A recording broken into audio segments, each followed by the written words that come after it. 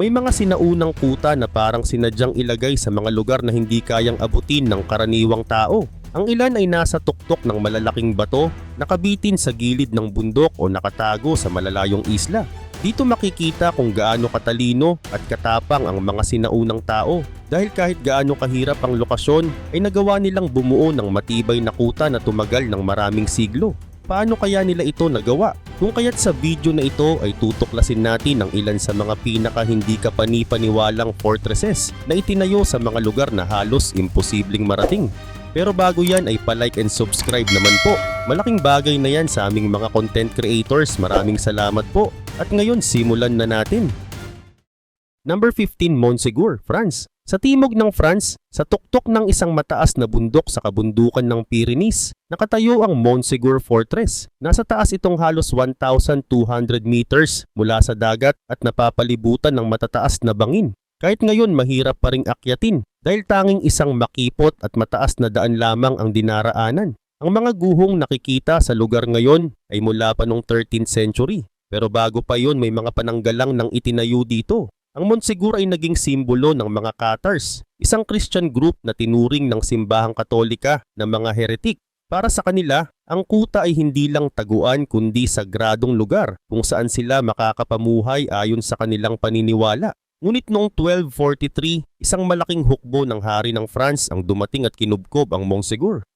Libo-libong sundalo ang nasa paligid ng bundok habang sa loob ay may humigit kumulang 150 knights at mga 400 na sibilyan. Sa kabila ng maliit na bilang, nanindigan sila at tumagal ng halos 10 months. May mga lalagyan sila ng rainwater at may mga terrace kung saan sila nagtanim ng pagkain para mabuhay ng matagal. Sa kabilang banda, hindi nagtagumpay ang hukbo sa direktang paglusob. Sa halip nagtayo sila ng base sa isang kalapit na bundok at mula roon ginamit ang kanilang siege weapons hanggang sa tuluyang humina ang depensa ng mga tagaloob. Sa huli napilitang sumuko ang Montségur sa ilalim ng kasunduan. Ngunit noong buwan ng March 1244, nangyari ang pinakamalungkot na bahagi ng kasaysayan ng kuta. Mahigit 200 Cathars ang tumangging talikuran ng kanilang paniniwala. Dahil dito sila ay sinunog ng buhay sa paanan ng bundok. Ang pangyayaring iyon ang nagmarka ng katapusan ng Cathar movement sa France. Number 14, Babak Fort, Iran. Sa tuktok ng isang bundok sa hilagang kanluran ng Iran, may nakatayo na isang matandang kuta na tinatawag na Babak Fort. Kilala rin ito bilang Castle of the Immortals. Nasa taas ito ng higit 2,300 meters mula sa dagat, kaya isa ito sa mga pinakamahirap puntahan na kuta sa buong Middle East. Palibot nito ay makakapal na kagubatan at matataas na bangin na parabang likas na proteksyon ng lugar. Ang kuta ay ipinangalan kay Babak Khorramdin, isang pinuno na naging simbolo ng paglaban noong sinaunang panahon. Siya ang nagpasimula ng kilusan ng mga Khurramites laban sa pamahalaang Abbasid. Samantala, ang pagpunta sa kuta ay isang malaking hamon. Noon kailangan dumaan sa makitid at paikot-ikot na daan sa bundok bago makarating sa tuktok. Ang pangunahing entrance ay isang mataas na hagdang bato na may pader sa magkabilang gilid. Dahil dito madaling maipagtanggol ng mga sundalo ang kanilang lugar gamit ang mga bato, pana at maging kumukulong langis laban sa mga umaakyat. Ang disenyo ng kuta ay sadyang ginawa para sa matagal na laban. May mga storage ng tubig mula sa ulan at natutunaw na snow at mga silid na ginagamit para sa pagkain, armas at iba pang kailangan. Dahil dito kayang tumagal ng mga tagapagtanggol kahit na matagal silang ikinukubkob ng kalaban. Number 13, St. Hilarion Castle, Cyprus. Sa mataas na bundok ng Kyrenia sa Cyprus, may isang castle na parang nakadikit mismo sa mataas na bato. Ito ang St. Hilarion Castle. Kapag nakita mo ito, maiisip mong halos imposibleng may makapagtayo ng kuta sa ganoong lugar. Pero dahil sa talino at tiyaga ng mga tao noon, naging isa itong matibay na tanggulan laban sa mga kaaway. Sabi sa mga kwento, nagsimula ito bilang maliit na monasteryo para sa isang monghe na si Hilarion. Doon raw siya nanirahan at namatay noong ika-4th century. Dahil sa patuloy na pag-atake ng mga Arabo, pinatibay ang lugar at ginawang kuta. Sa paglipas ng panahon mula sa isang tahimik na lugar, naging isa itong malaking castle na handang ipagtanggol ang buong paligid. At noong 11th century, sa panahon ng mga Byzantine, tuluyang ginawang malaking kuta ang lugar. Kabilang ito sa tatlong pangunahing castle sa bundok kasama ang Bufavento at Cantara. Ginawa ito para makita agad kung may papalapit na panganib. Nang dumating ang mga Lusignan rulers, lalo pa itong pinalakas at minsan ay naging tirahan pa ng hari at reyna tuwing mainit ang panahon. Samantala, ang disenyo naman ng St. Hilarion ay kakaiba dahil ito ay may tatlong bahagi. Sa pinakailalim naroon ang mga kulungan ng kabayo, tirahan ng sundalo at imbakan ng gamit. Sa gitna makikita ang tirahan ng mga maharlika, kusina, simbahan at malaking imbakan ng tubig ulan. Sa pinakatuktok naman makikita ang mga tore ng bantay at lugar ng mga pinuno. Para makarating sa itaas, kailangang umakyat sa mataas na hagdan at makipot na daan na siyang nagsilbing dagdag na depensa laban sa mga kaaway. Number 12, Takeda Castle, Japan. Sa tuktok ng Mount Kojo sa Asago City, Hyogo Prefecture, matatagpuan ng isang sinaunang kuta na kilala bilang Takeda Castle. Madalas itong tawaging Castle in the Sky o Japan's Machu Picchu. Ngayon guho na lamang ang makikita rito, pero nananatiling isa ito sa pinakakahangahangang scenery sa buong Japan. Kapag umaga lalo na tuwing autumn, bumabalot ang makapal na hamog sa paligid ng bundok at nagmumukhang lumulutang sa ulap ang castle. Tinatawag itong Unkay o Sea of Clouds. Itinayo ang castle noong 1441 sa panahon ng Muromachi period. Ang nagpatayo nito ay si Otagaki Mitsukage, isang tauhan ng Yamana clan. Nilikha ang kuta upang ipagtanggol ang Tajima Region at bantayan ang mga daang nagdurugtong sa Harima at Tanba provinces. Mahirap ang naging pagtatayo dahil nasa mataas na bundok ito. Walang plain na lugar, walang malapit na tubig at masikip lamang ang mga daang dinadaanan ng mga materyales. Dahil dito inangkop ang disenyo sa hugis ng bundok. Gumawa sila ng mga teres na bato sa iba't ibang antas para sa iba't ibang gamit mula sa tirahan, storage ng supply hanggang sa pangunahing tanggulan. Dagdag pa rito kahanga-hanga rin ang tibay ng mga batong ginamit sa kuta. Sa loob ng higit 500 taon, nanatili itong matatag kahit dumaan sa lindol at bagyo. Ngunit mahirap ang buhay dito dahil walang direktang mapagkukunan ng tubig. Umaasa lamang ang mga kawal sa imbakan ng tubig ulan at mga kamalig ng pagkain. Samantala noong 1577, napasailalim ang castle kay Toyotomi Hideyoshi. Ibinigay niya ito sa kanyang general na si Akamatsu Hirohide. Number 11, Shali Fortress, Egypt Siwa Oasis. Sa gitna ng disyerto ng Egypt, matatagpuan ang Shali Fortress sa Siwa Oasis, malapit sa border ng Libya. Itinayo ito noong ika-13th century gamit ang karchef, isang halo ng asin, clay at putik. Ang lugar na pinili para dito ay kakaiba dahil halos wala silang kahoy, bato o iba pang karaniwang gamit sa paggawa ng kuta. Sa halip gumamit sila ng materyales na madaling masira kapag nababasa. Pero kahit ganoon, nagawa nilang bumuo ng isang matibay na kuta na tumagal ng maraming siglo. Ang Shali ay itinayo sa ibabaw ng isang maliit na hill sa gitna ng oasis. Mula rito makikita ang mga palm trees at mga salt lake na nakapalibot. Ang mga pader ay itinayo ng mataas para magsilbing proteksyon. Sa loob ng kuta, may makikitang masisikip na daanan, magkakakabit na bahay, mga hallway at mga watchtower. Ang disenyo nito ay ginawa hindi para sa malalaking digmaan, kundi para labanan ng tunay na hamon. Yun ay ang matinding init at malamig na gabi ng disyerto. Ang pagkakadikit-dikit ng mga bahay at tore ay nakatulong para mas ligtas ang lahat. Araw-araw, ang mga pader na gawa sa karchef ay nagbabago dahil sa matinding init sa araw at malamig na hangin sa gabi. Kaya ang mga tagapagtayo noon ay gumamit ng tradisyonal na paraan. Pinatuyo nila ng dahan-dahan ang bawat patong at pinatibay ang mga mahihinang bahagi. Sa ganitong paraan tumagal ang kuta at naging sentro ng pamumuhay ng mga taga-Siwa ng mahigit 600 years. Ngunit dumating ang malakas na ulan noong 1926. 3 araw na halos walang tigil ang pagbuhos, kaya bumigay ang ilang bahagi ng mga pader. Dahil dito unti-unting lumipat ang mga tao sa mas modernong tirahan sa paligid ng oasis. Kahit iniwan ng marami, nanatiling nakatayo ang ilang bahagi ng Shali at ginamit pa rin paminsan-minsan hanggang kalagitnaan ng 20th century. Number 10, Chachapoya Fortress, Peru. Sa kabundukan ng Northern Andes sa Peru, matatagpuan ang isang sinaunang kuta na tinatawag na Kuwelap. Ito ay itinayo ng mga Chachapoya na tinaguriang mga mandirigma ng ulap dahil sa kanilang pamumuhay sa mga lugar na laging nababalutan ng hamog. Nasa taas itong humigit kumulang 3,000 meters mula sa dagat, nakapatong sa mataas na limestone ridge na nakatanaw sa Otcobamba Valley. Pinili ang lokasyon hindi lang para sa likas na depensa kundi para rin sa lawak ng tanawin sa paligid. Naitayo ang Kuwelap noong 6th century at nanatiling ginagamit hanggang 16th century. Mas nauna pa itong naitayo kaysa sa mas kilalang Machu Picchu. Napapalibutan ito ng mga pader na may taas na higit 20 meters sa ilang bahagi. Ang mga batong ginamit ay inakyat ng walang tulong ng mga hayop o karwahe. Tinatayang mas marami pang bato ang ginamit dito kaysa sa Great Pyramid of Giza. Sa loob ng kuwelap may mahigit 400 na circular house at gusali.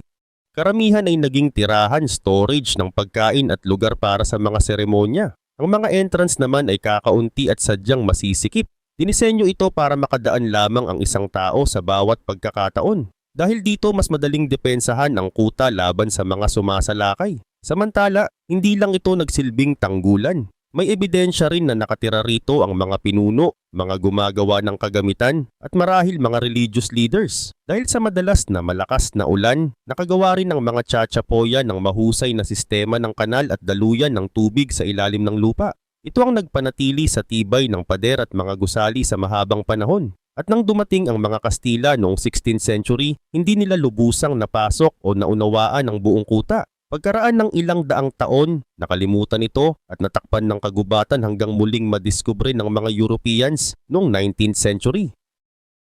Number 9. Maiden Castle, Azerbaijan. Sa hilagang silangan ng Azerbaijan may isang maliit na bayan na tinatawag na Chiraala. Doon matatagpuan ang isang sinaunang kuta na kilala bilang Maiden Castle o Kiskalasi. Nakatayo ito sa ibabaw ng isang masikip na batong limestone ridge na nakaharap sa kabundukan ng Greater Caucasus. Dahil sa mataas na lokasyon, tanaw mula rito ang malalawak na kapatagan. Kahit hindi ito kilala ng marami sa ibang bansa, isa ito sa mga pinakamatibay at pinakamahirap sakupin na kuta noong sinaunang panahon. Samantala, itinayo ang kuta noong Sasania period. Bahagi ito ng depensa na nagpoprotekta noon sa northeast border ng Persian Empire. Sa paglipas ng panahon, ginamit at inayos pa ito ng iba't ibang lokal na pinuno hanggang sa dumating ang early age ng Islam. Kahit ilang siglo na ang lumipas, nakatayo pa rin ang ilang pader at tore na patunay sa galing ng mga sinaunang tagapagtayo. Pinakamalakas na sandata ng kuta ay ang lokasyon nito. 3 panig ay bangin na halos tuwid pababa, kaya napakahirap akyatin. Mayroon lamang isang masikip na daan papasok dito, kaya madaling depensahan o sirain kung may paparating na kaaway. Kapag nasa loob na, kitang-kita mula rito ang malalayong lugar. Madali nilang natatanaw ang mga hukbo o mga ngalakal bago pa ito makalapit. Gayun din naman mayroon itong malalakas na pader at mga tore. Sa loob ay may maliliit na silid na ginamit bilang storage ng pagkain, tirahan ng mga sundalo at lugar para sa mga pinuno. Dahil nasa mataas na bangin ito, hindi kailangan ng maraming sundalo para maprotektahan. Ang taas at posisyon ng kuta mismo ang nagsilbing natural defense. Number 8. Alamut Castle, Iran. Sa mataas na bahagi ng Alborz Mountains sa northern Iran matatagpuan ang Alamut Castle. Nakaupo ito sa isang masikip at mataas na batuhan na parabang nakabitin sa ulap. Ang taas nito ay nasa higit 2,100 meters. Dahil sa taas ng kinalalagyan nito, tinawag itong Eagle's Nest o pugad ng agila, isang pangalan na akmang-akma sa itsura at posisyon ng kuta. Ang mga pader at daanan nito ay direktang hinubog sa limestone na bato, kaya naging napakahirap pasukin ng sinumang kaaway. Samantala, bago pa dumating ang 9th century, mayroon ng mga naunang depensa o maliit na kuta sa lugar na ito. Sa loob ng alamut, may mga silid para sa pagkain, tirahan ng mga tao, mga paaralan para sa relihiyon at mga storage ng tubig. Isa sa mga pinakamahalagang bahagi ng kuta ay ang water system. Mayroon itong aqueduct na hinukay mismo sa bato at nagdadala ng tubig mula sa mga bukal sa malayo, kaya hindi sila nauubusan ng tubig kahit matagal silang nakukubkob. Bagaman maliit kung ikukumpara sa ibang kuta ng panahong iyon, hindi ito naging hadlang para maging makapangyarihan. Ang tunay na lakas ng alamut ay nasa matibay nitong lokasyon at sa papel nitong maging sentro ng pag-aaral at pamumuno. Naging kanlungan ito ng mga pinuno, lugar ng pagsasanay at tahanan ng mga iskolar. Dito pinanday ang mga ideya at plano upang ipagtanggol ang kanilang paniniwala laban sa mas malalakas na kalaban. Ngunit dumating ang pagsalakay ng mga Mongol sa pamumuno ni Hulagu Khan noong 1256. Matapos ang matinding kampanya, bumagsak ang alamut, sinunog at winasak ang ilan sa mga gusali at nasira rin ang mga library na naglalaman ng napakaraming kaalaman. Gayunpaman ipinapakita ng mga natuklasan ng mga archaeologists na nanatiling buo pa rin ang ilang bahagi ng kuta kahit matapos ang pananakop. Ang pagbagsak ng Alamut ang siyang nagmarka ng pagtatapos ng Nizari State. Number 7, Sigiriya, Sri Lanka. Sa gitna ng Matale District sa Sri Lanka, makikita ang isang napakataas na bato na tinatawag na Sigiriya o Lion Rock. Umabot ito sa taas na halos 200 meters. Ang pangalan nitong Sigiriya ay mula sa salitang Sinhagiri na ang ibig sabihin ay Lion Rock. Dati, may malaking rebulto ng leon na nakabantay sa entrance ng kuta. Noong 5th century, si King Kashyapa ang nagpatayo ng palasyo sa tuktok ng batong ito. Naging hari siya mula year 473 hanggang 495. Inagaw niya ang trono kung kaya't marami siyang naging kalaban. Para maprotektahan ang sarili, pinili niyang magtayo ng kabisera sa ibabaw ng napakataas na bato na halos imposibleng atakihin. Sa paanan ng bato, makikita ang maayos na lungsod. May mga garden fountain, malalaking fish pond, at kanal na lahat ay konektado sa isang matalinong water system. Hanggang ngayon gumagana pa rin ang ilan dito tuwing rainy season. Kaugnay pa nito, habang umaakyat makikita ang mga sinaunang pinta ng magagandang babae na parang mga diwata. Ang mga ito ay tinatawag na fresco at isa sa pinakamahalagang sining sa kasaysayan ng Sri Lanka. Pag-akyat pa, matatagpuan ang tinatawag na mirror wall. Sa pinakatuktok itinayo ni King Kashyapa ang kanyang palasyo. Mayroon itong terrace gardens at view na kita ang buong paligid. Pero kahit matibay ang depensa ng Sigiriya, maiksi lamang ang naging panahon nito bilang kabisera. Pagkatalo at pagkamatay ng hari noong year 495, iniwan ang lugar bilang sentro ng pamahalaan. Sa mga sumunod na panahon, ginamit pa ito bilang monasteryo ng mga Buddhist monks hanggang year 1400. Number 6, Derinkuyu, Turkey. Noong 1963, may isang residente sa Cappadocia, Turkey na nag-aayos ng kanyang bahay. Habang nagbubungkal siya ng pader, bigla niyang nadiskubre ang isang lagusan na may daan papasok sa ilalim ng lupa. Hindi niya alam na yun pala ang simula ng pagkakatuklas sa isang buong nakatagong lungsod na tinatawag na Derinkuyu. Ang rehiyon ng Cappadocia ay kilala sa kakaibang anyo ng lupa na gawa sa abo ng bulkan. Dahil malambot ang ganitong klase ng bato, nagawa ng mga sinaunang tao na maghukay ng malalalim na lagusan at silid kahit wala silang modern equipments. Sinasabing sinimulan ang mga unang bahagi ng lungsod noong ika-8 hanggang ika-7 siglo bago ang Common Era. Marahil ng mga Phrygian. May mga nagsasabi rin na mas maaga pa itong ginawa, maaaring sa panahon ng mga Hittite. Ngunit habang lumilipas ang mga taon, lalo itong pinalawak noong panahon ng Byzantine. Noon maraming Kristiyano ang nagtatago mula sa mga pagsalakay ng mga Arabo. Dahil dito ginamit nila ang Derinkuyu bilang ligtas na kanlungan sa ilalim ng lupa.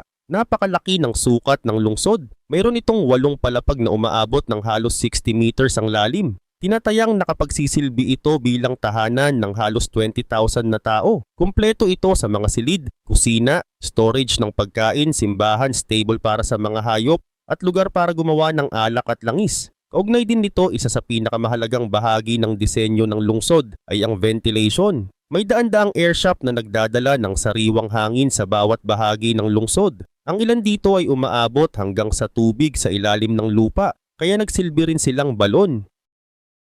Number 5, Bam Citadel, Iran. Sa timog silangan ng Iran, sa gitna ng mainit at tigang na disyerto, nakatayo ang isang kahangahangang istruktura na tinatawag na Bam Citadel o Arg-e-Bam. Isa itong napakalaking kuta na itinayo gamit lamang ang adobe mud bricks at clay. Sa lugar na halos walang likas na yaman at tubig, tila imposibleng mabuo ang ganitong lungsod. Pero pinatunayan ng mga sinaunang tao na posible ang imposible kapag may talino at tiyaga. Nagsimula ang kasaysayan ng Bam Citadel noong panahon pa ng Achaemenid Dynasty mula 6th century hanggang 4th century bago si Kristo. Ngunit karamihan sa nakikita ngayon ay mula sa Sassanid Empire na namayani mula 3rd century hanggang 7th century pagkatapos ni Kristo. Sa paglipas ng panahon lalo itong lumaki at pinatatag. Umabot sa rurok ng kasikatan ng kuta mula 7th hanggang 11th century nang ito ay maging mahalagang bahagi ng Silk Road, ang rutang nag-uugnay sa kalakalan ng silangan at kanluran.